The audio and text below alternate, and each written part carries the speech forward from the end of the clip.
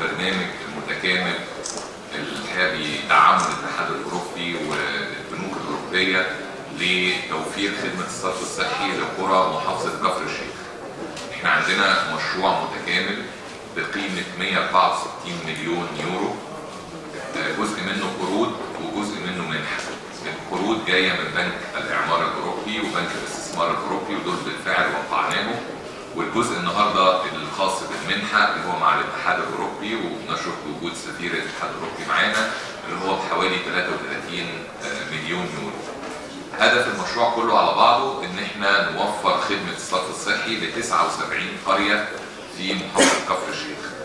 وده يمكن ضمن البرنامج الوطني اللي احنا كحكومه النهارده متبنيينه عشان نرفع معدلات تغطيه الصرف الصحي على مستوى قرى الجمهوريه من 15% النهارده هي فقط نسبه تغطيه القرى الى 50% في خلال 3 سنوات فقط.